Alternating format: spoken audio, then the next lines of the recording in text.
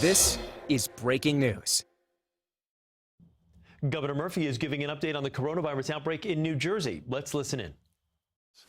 Owners who were highlighted and everybody who was last night together sharing Jersey pride.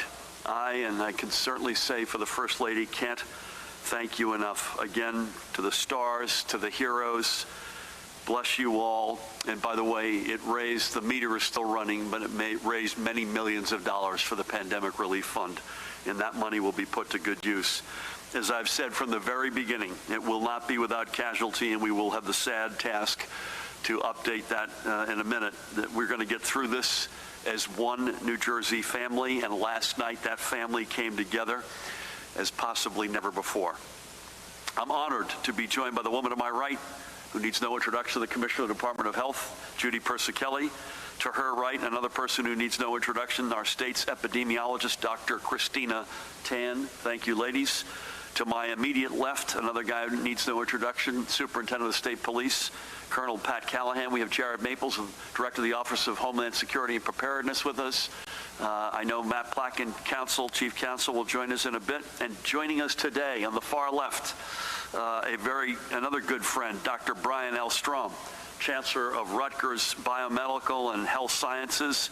As we know, there are tremendous things happening at our state's flagship university, and I am proud to have Brian and his team as part of our army against COVID-19, and we'll get to all of that in a little bit. So, Brian, great to have you with us, man. First, as we have been doing of late up front, we will get to our daily discussion of the numbers, as sobering as they may be, and the charts that underpin them.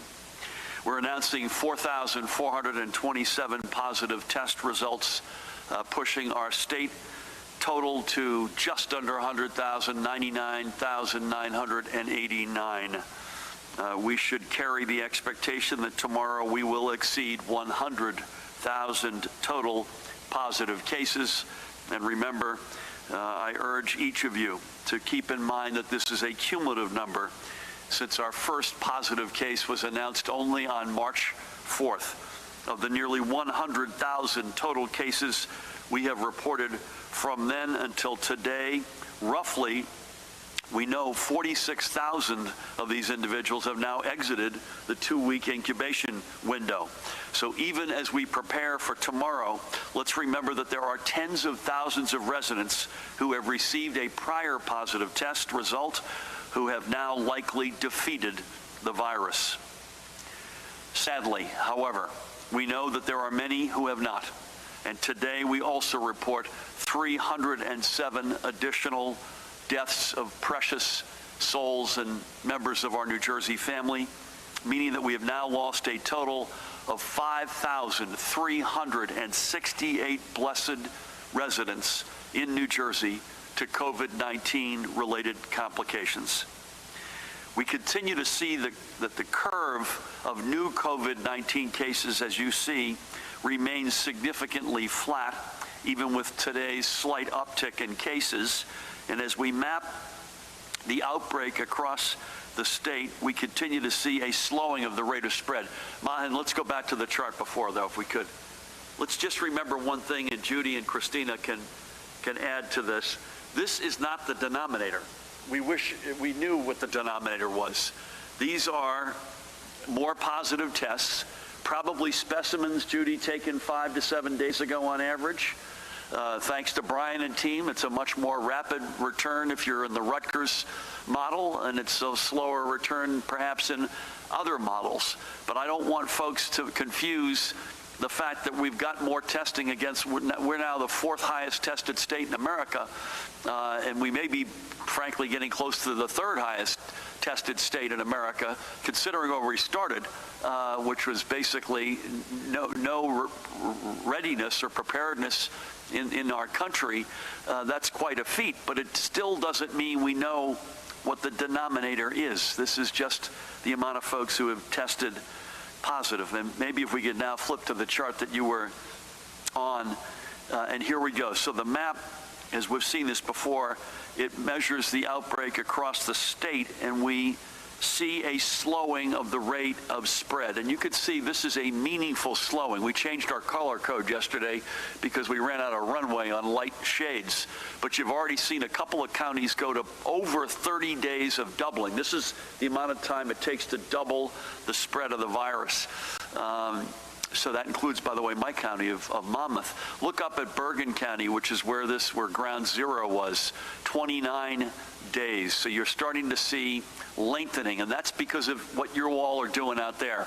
I'm sure we're helping, but you're all doing the heavy work. You're the ones who are staying away from each other and abiding by social distancing. And because of that, that map shows us enormous progress and encouragement. Again, but at this point, and I'd like to think it's otherwise, but we can't ease up one bit on our social distancing. I am not, and we're not in a position yet to begin reopening our state and jump-starting our economy. I still think that's weeks away.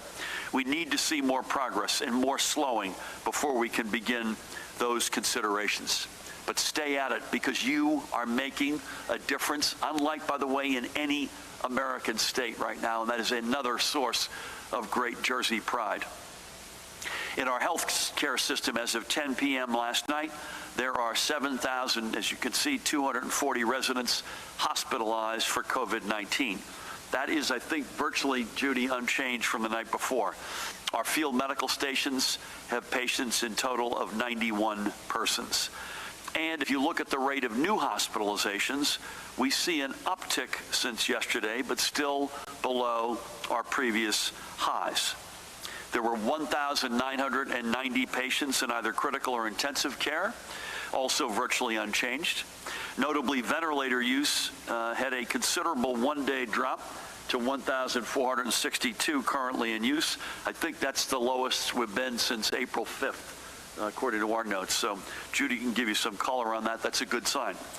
And for the 24 hours preceding 10 p.m. last night, our hospitals reported 752 total discharges, also equal to new admittances. However, even as we know there are many who are defeating COVID-19, there are many whose battle with the invisible enemy was not successful. I'd like to remember a few of them if I can today. First up, Carolyn Martins writes, there with her son Thomas Martins. We've lost them both. You may have read about them, but today we want to honor them here. They lived in Kearney with Carolyn's husband and Thomas's stepfather, Rudy, with whom I had the honor of speaking this morning, and their daughter, Sharon, who was Thomas's half-sister. Sharon, by the way, is going through what a lot of seniors are going through, and that is facing the end of her college years and a virtual graduation, much to her consternation, as opposed to something physical and in person and celebrating together. Carolyn, bless her soul, a graphic artist who had worked for the Archdiocese of Newark, was the primary caregiver for Thomas, who has Down syndrome. Yet through Carolyn's love and hard work, Thomas was given every possible opportunity to thrive. COVID-19 took Carolyn away from her family at the end of March to her eternal rest at the age of just 55. And a little over a week later, it also took Thomas just as he was turning 30 years old.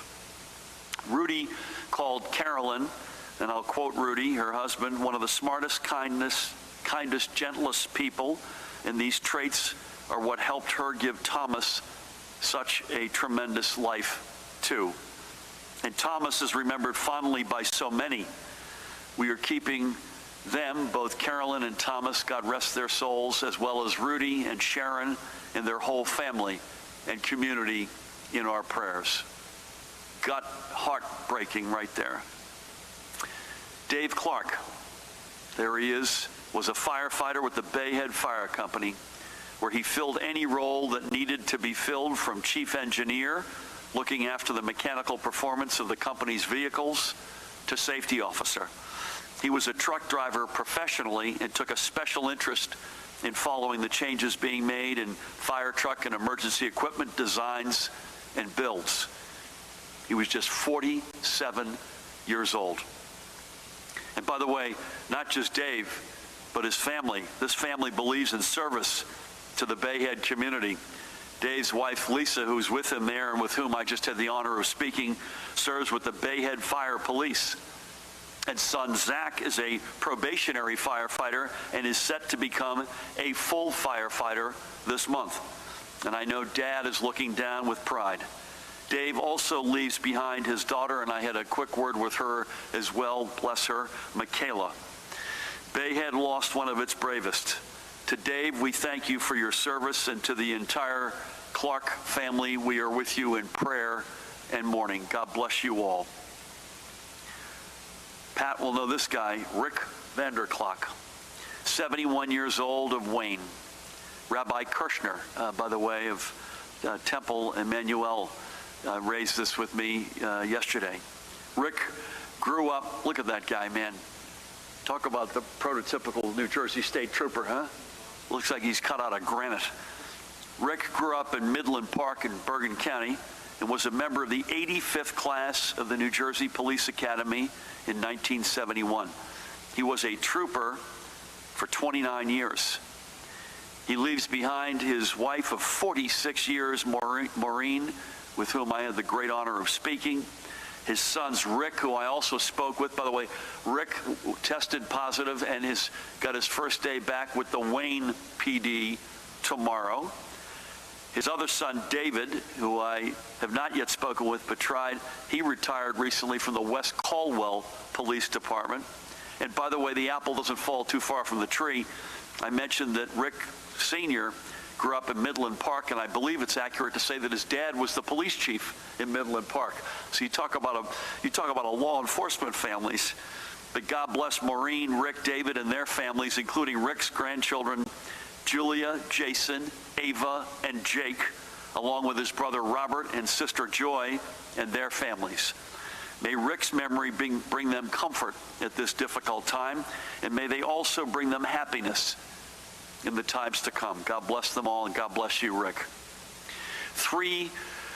4, in fact, more lives among a total of 5,368, which are all worth remembering, and believe me, all of us would like to speak to each and every one of those, and maybe at some point down the road, when the dust settles on this awful thing, we'll be able to do that.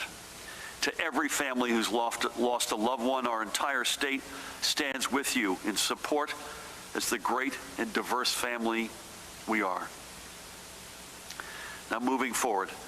Today, with Brian here, I am pleased to announce that because of the new saliva-based training which Rutgers University has developed, next week we will begin testing all residents and staff at each of our 5 state developmental centers. This is a total of more than 5,500 tests, more than 1,200 residents, and in excess of 4,300 members of staff. These are among our most vulnerable residents, and the women and men who provide care for them daily are among our most essential workers. They are dedicated employees who are showing up 24/7 to help care for the adults with intellectual and developmental disabilities who call, by the way, our centers their home. These doctors, nurses, direct care staff, food service providers, housekeeping staff, and many others are doing an extraordinary job and are making a difference in the lives of so many who have no other place to turn, by the way. And our residents, many of whom have called these centers home, literally, Judy, for decades, have faced many challenges in this difficult time, including not being able to visit with family or enjoy their regular outings in the community. Sadly, we have seen this virus in all of our centers, and we owe our residents and staff our best, and testing will help us best serve them. And we are working to expand testing to other state workers and the individuals we serve. These tests would not have been as quickly administered if not for the testing system created by Brian's team at Rutgers University. And it should be noted, this testing system is already going into wide use by our state's largest healthcare systems, at the PBA-sponsored first responder test sites, and soon at many other places statewide. And as I have noted many times, having a robust and greatly expanded testing program in place is vital to our being able to begin to reopen responsibly our state. I said it on Monday, I still believe it today on Thursday, that we need to at least roughly double our testing capacity as a minimal benchmark. Testing will be the starting point, and Judy and Christina have forgotten more about this than I'll ever know, for any contact tracing program that we'll be able to implement, whether it be narrow and localized within our communities or broad-based in partnership with our neighboring states. Without testing, we will not be able to take the necessary steps to contain future cases and prevent them from becoming boomerang outbreaks. Remember again, sufficient, scaled, and rapid return testing, contact tracing, and then a plan for isolation and/or quarantining. Those are the essential elements of the healthcare infrastructure that we're going to need before you have the confidence, and we can tell you that we've got the confidence to begin to reopen our state. And we're working as fast as we can, by the way, on all the above. So having an FDA-approved test that can provide us rapid results is critical. And through their saliva-based test system, Rutgers University is in position to help us get there. Moreover, this is a tremendous point of Jersey pride for us all. Our state, after all, is the historic home of innovations, especially in the life sciences. And now we have a huge breakthrough coming from our very own flagship university. To be clear, Rutgers is an invaluable partner among so many in the expansion of testing statewide, and so much is being made possible because of this. And I look forward to this continued partnership. I know Brian will have more to say about this testing system after Judy's remarks, along with other advances being made on the banks of the old Raritan. But right now, to you and all at Rutgers, Brian, I say both thank you, and I look forward to the cooperation to come. And speaking of testing more generally, there are now 86 sites across the state providing COVID-19 testing, including some that are utilizing Rutgers tests. A complete list of the publicly run and community-based sites can be found on our information portal at covid19.nj.gov/testing. And should you believe you need to be tested, your primary care practitioner can direct you to one of the privately run testing sites nearest to you. Switching gears, this morning the Department of Labor reported that an additional 140,000 New Jerseyans filed for unemployment last week, and that $1 billion in unemployment benefits have now been distributed since this emergency began a little more than a month ago. Since March 15th, more than 858,000 New Jerseyans have filed for unemployment benefits. Just to put that in context, folks, 1 year ago, that total number collecting unemployment was less than 10% of that, 84,000. 84,000 a year ago, 858,000 today.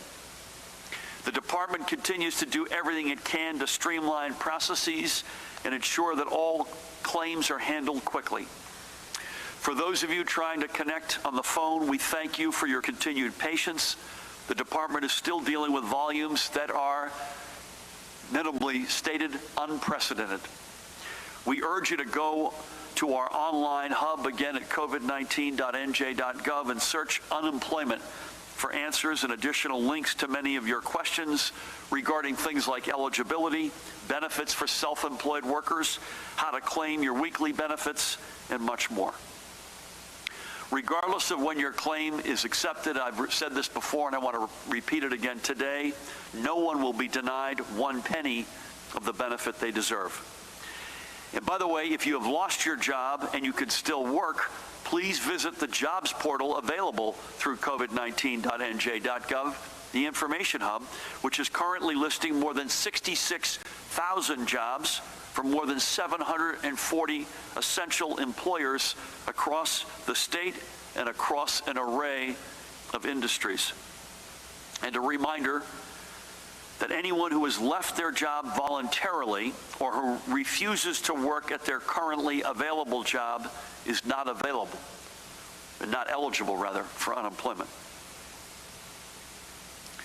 Now, as we do every day, I'd like to acknowledge some of the really good things going on around our state, whether it be from our corporate citizens or just everyday New Jerseyans. The outpouring of community spirit and support has been critical to sustaining us through this emergency.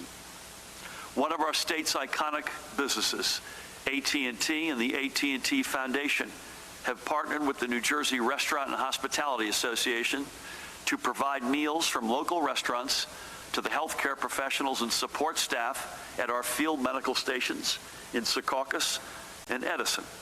And AT&T has also stepped forward with critical financial support for the United Way of Essex and West Hudson so they can provide for those in our communities who need a helping hand.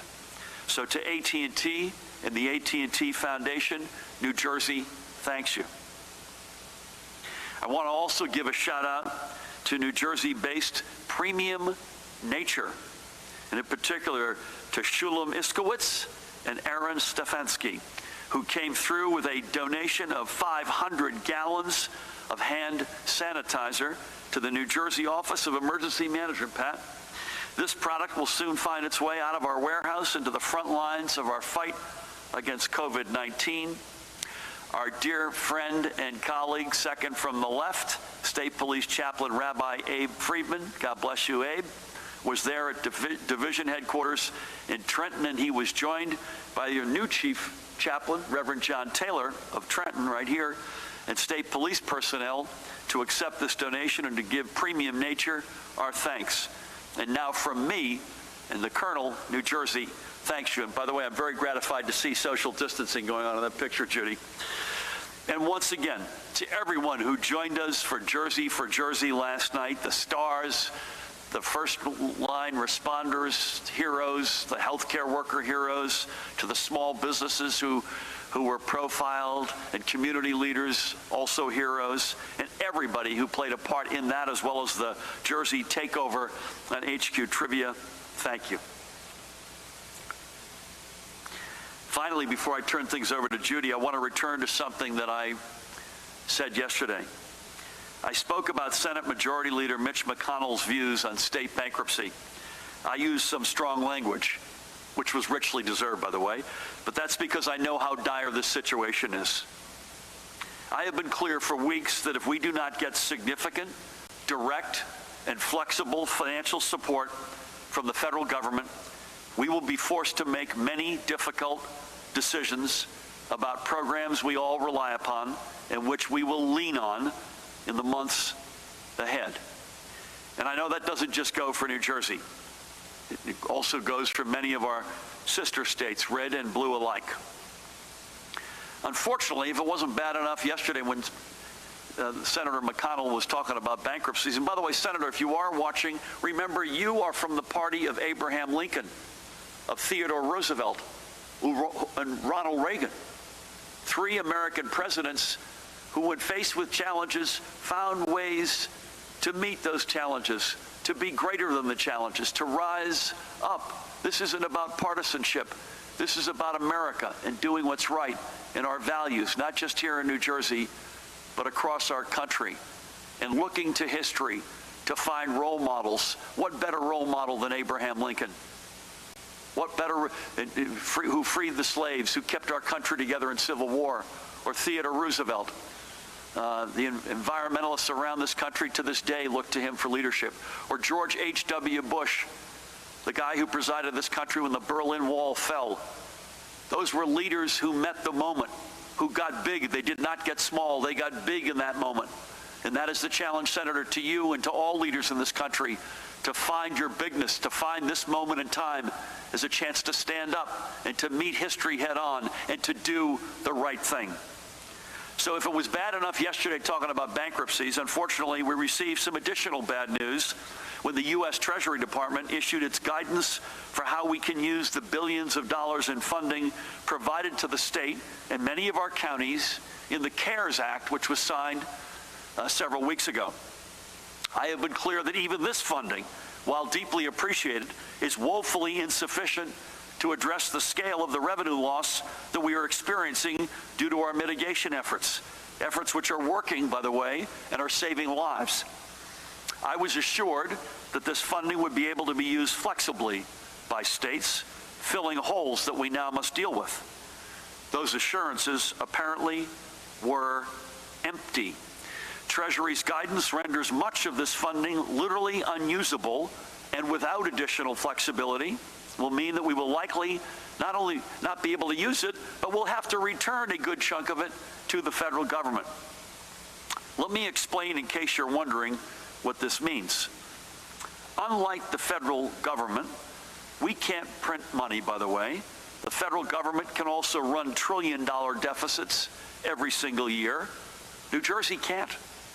I, by the way, just like New Jersey's families, I might add, have to budget based on certain income and certain expenses.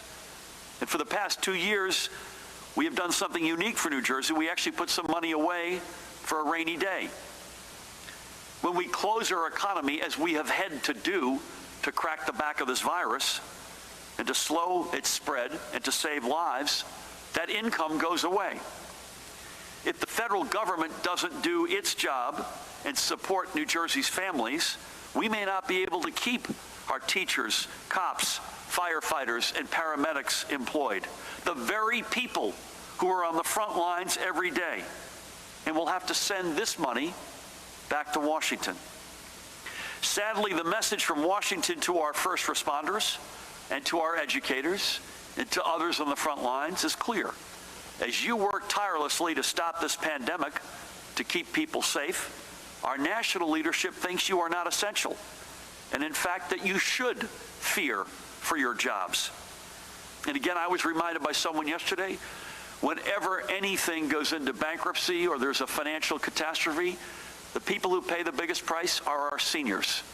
Think about that as well. Again, clear, $1.8 billion from the CARES Act several weeks ago. We're happy for it, but it was never enough to begin with. But at the very least, we should be able to support our people and help keep the funding that municipalities and school districts are expecting to stay whole. I and my staff have already reached out to Senate Democratic leaders Chuck Schumer's office. I spoke with Speaker Pelosi last night. We've been on with their respective staffs. We will not relent until the federal government provides the support we need to protect the services that millions of residents rely upon. And remember this, I and we will never stop fighting for you. We will fight this to the death. With that, please help me welcome the woman who needs no introduction, the Commissioner of the Department of Health, Judy Persichilli. Thank you, Governor, and good afternoon. Epidemiologists and chronic disease experts tell us that those with underlying conditions such as obesity, diabetes, and high blood pressure are at greater risk for more serious complications and deaths from diseases like the flu, and New Jersey mirrors national statistics on this issue. A recent study of New York City patients with COVID-19 that was published in the Journal of the American Medical Association provides further evidence of this elevated risk. The study examined 5,700 patients hospitalized with COVID-19 in New York. The most common comorbidities among these individuals were hypertension, 56.6%, obesity, 41.7%, and diabetes, 33.8%.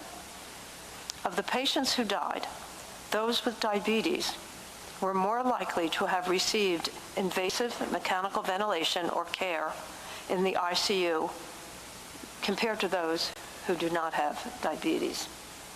Of our COVID-19 deaths, the breakdown of underlying conditions is as follows. Heart disease, 60%. 42% had diabetes. 20% had chronic lung disease, such as asthma, emphysema, chronic obstructive lung disease. 16% chronic renal disease, 15% neurological disability. 11% had cancer, and 31% had other chronic diseases. Given this greater risk of severe illness and death, the Department of Health is recommending that all individuals who have even mild symptoms that could be associated with COVID-19, such as fever, cough, tightening in the chest, call your doctor and get tested, especially if you have underlying conditions. Today we report 7,240 hospitalizations last night, basically flat over the last 2 days. There are 1,990 individuals in critical care, of which 73% are on ventilators, which is much lower than we have seen previously. I know there is a request for hospital discharge data by location. We are still looking into that, and as soon as we can get that from the discharge data set, we will share that with you. Today we are reporting 4,247 new cases for a total of 99,989 positive cases in the state. And sadly, 307 new deaths have been reported to the department. The breakdown of deaths by race and ethnicity is as follows. White, non-Hispanic, 53.6%.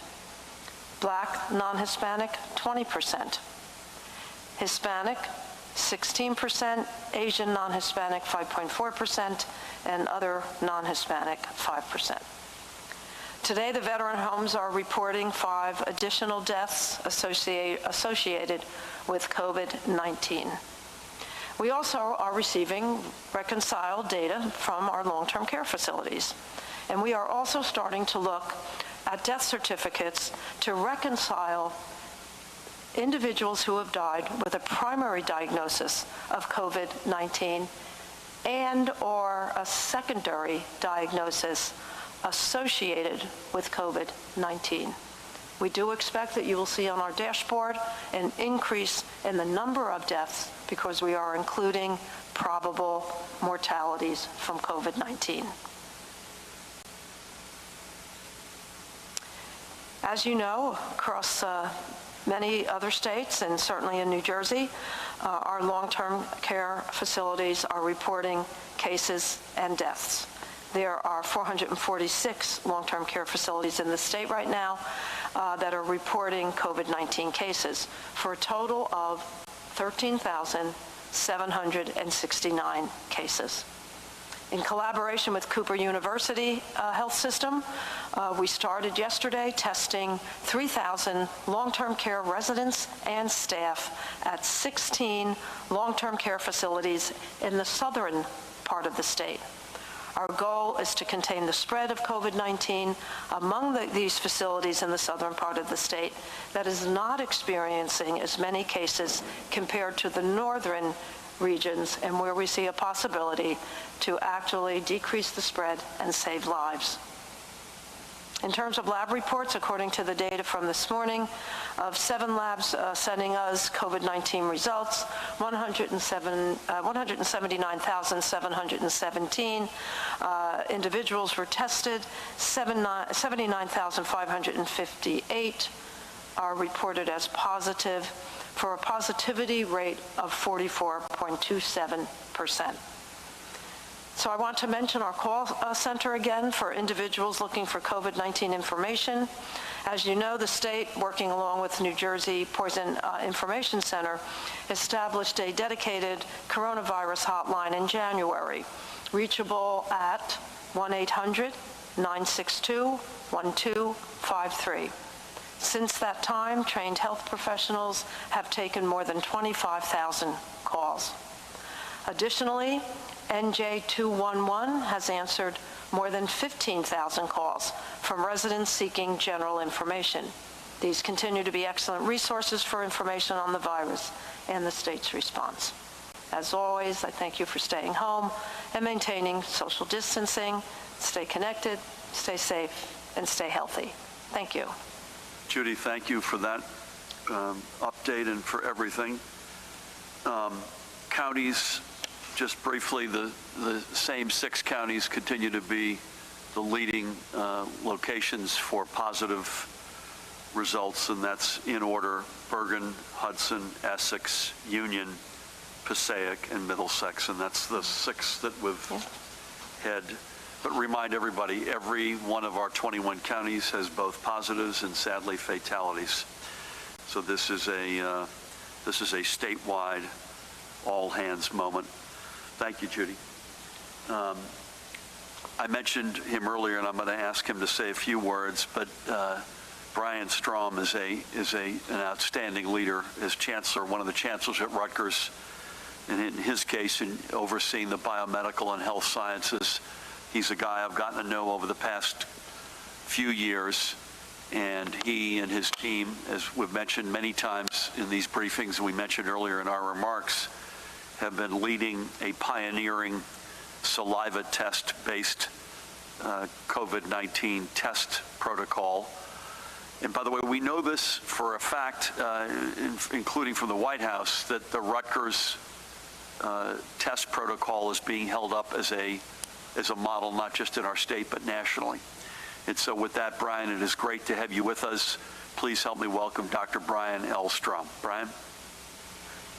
Thank you. First, I'd like to begin thanking the governor and the health commissioner for guiding the state through this worst pandemic in the century.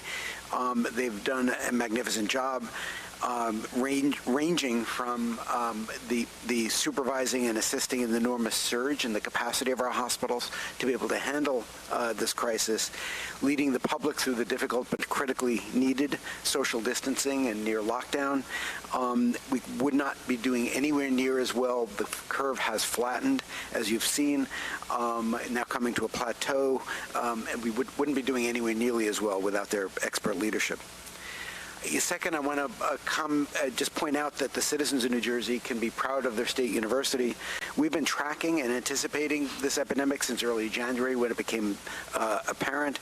We invoked our emergency operations center in late February.